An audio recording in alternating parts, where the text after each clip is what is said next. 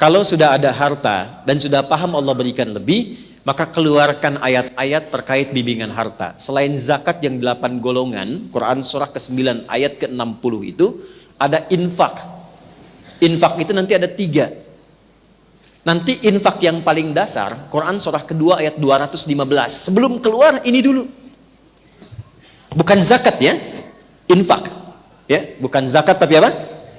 Quran surah kedua ayat 215. Yas'alunaka madza yunfiqun. Mereka bertanya padamu Muhammad SAW, apa yang harus diinfakkan dan kemana disalurkan? Perhatikan jawabannya. Qul ma anfaqtum min khair falil walidain. Katakan, sampaikan Muhammad SAW, kalau ada yang mau infak, pertama siapkan yang terbaik untuk diinfakkan. Siapkan yang kalau mau ngasih pakaian, pakaian yang baik. Ngasih makanan, makanan yang baik. Jangan makanan lihat pun sudah nggak enak diserahkan ke orang. Jelas? Oke? Nah, kaidah Quran mengatakan berikan yang bagus. Tapi poinnya bukan itu. Kemana diberikan?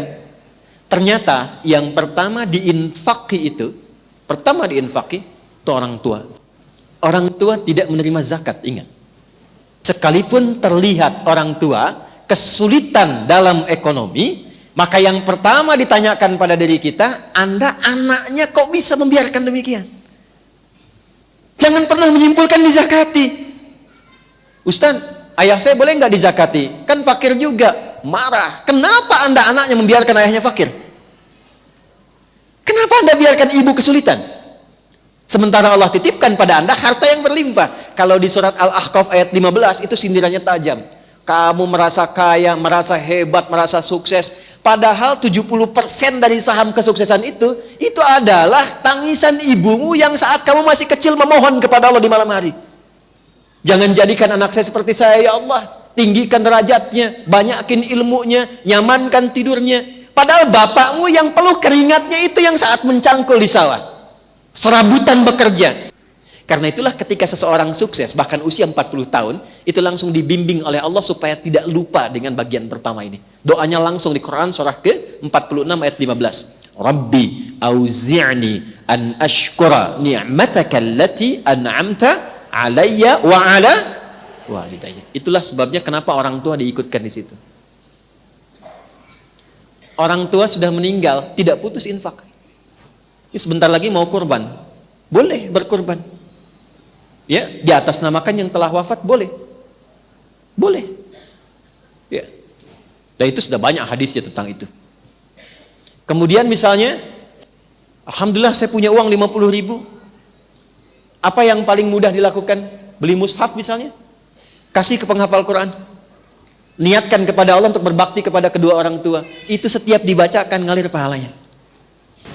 Jadi berbuat baik pada orang tua itu selalu cepat dijawab oleh Allah.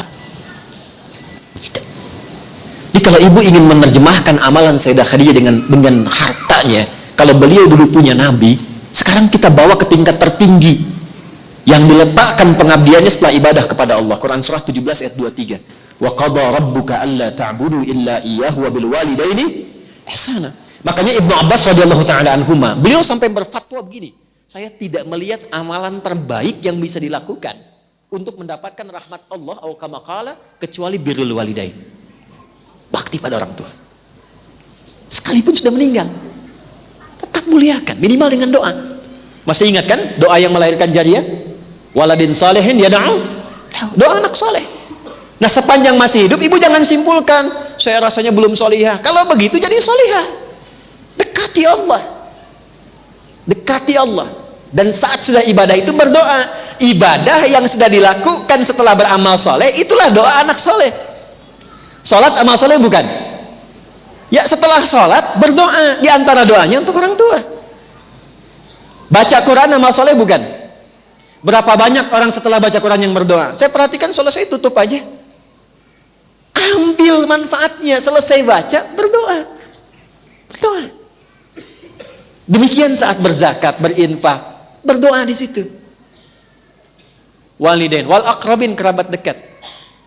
Betapa bagus dan saya senang berinfak keluar sampai ke luar negeri, bagus. Luar daerah. Tapi jangan lupa ada kerabat terdekat. Kakak, adik, anak kakak, anak adik, sepupu. Wal yatama, anak yatim.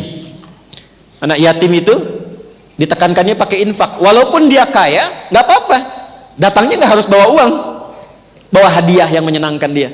Ketika dia senang, berdoa. Bukankah anak yatim itu dekat dengan perhatian Nabi? Ya kan?